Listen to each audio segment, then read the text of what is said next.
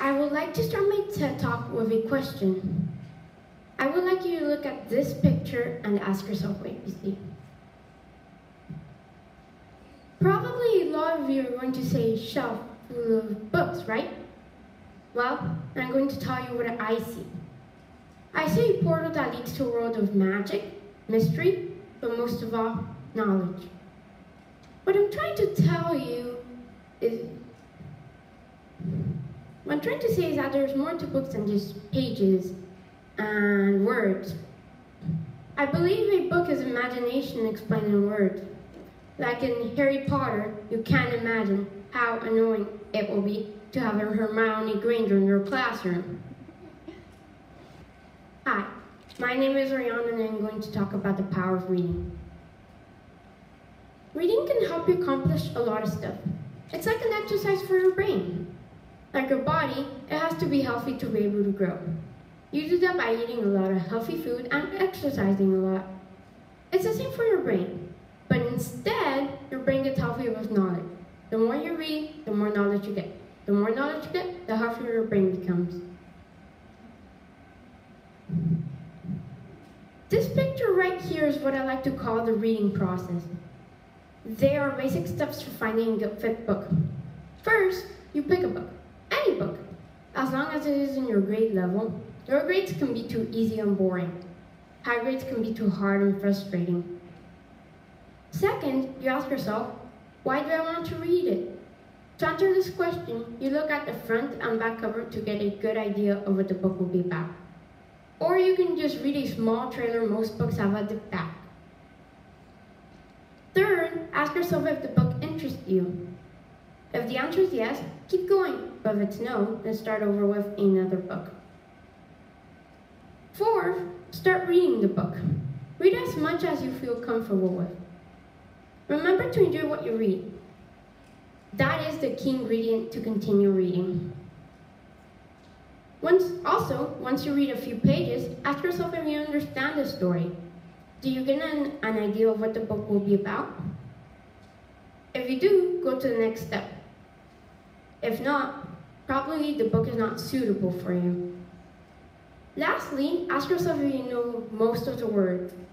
Make sure you know the right amount. Not too hard and not too easy. If you know the right amount for you, then congratulations, you found a good fit book. Reading and writing are like cookies and milk, fish and water, Mr. Fan and math. They just have a bond with each other. The relationship between the two is that people who are generally good at one will usually be good at the other. But there's a huge difference between writing and reading. Of course, reading is about interpreting what someone else has to say, while writing is about creating the narrative yourself for others to read. But if reading didn't exist, then there's really no point of writing, right? If reading didn't exist, then writers would not know how and where to use words and the way sentences are formed. A quote that I like is this one. It kind of shows the relationship between the two. You breathe in reading and you breathe out writing. That is very true. Reading really helped me as a learner because it helped me read in all the other subjects.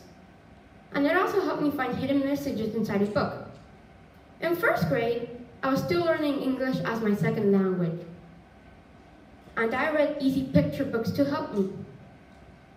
In second grade, I started reading a little more. I moved from short stories to easy chapter books. My love for reading increased a little bit. In third grade, I began to read more, and I came across a small problem. I always read the same stories over and over again, but at the same time, reading became my passion. In fourth grade, I discovered one new series. I started enjoying writing at the same time and started reading a lot. It was not boring anymore now that I knew the meaning of it. In fifth grade, which is now, I ran out of series, so I went to the library and checked out any interesting book I saw. That strategy works if you're wondering. I just kept getting more obsessed with it.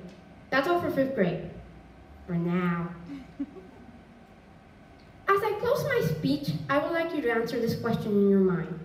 How can you enjoy reading more? Maybe you can create a book club where you can do fun activities related to the story you are reading. Or you can read to younger grades to inspire them to read. Or even you can also inspire your siblings to read what you read. Believe it or not, from my own experience, it works too. And finally, as Lloyd Alexander said, keep reading. It is one of the most marvelous adventures that anyone can have. Thank you.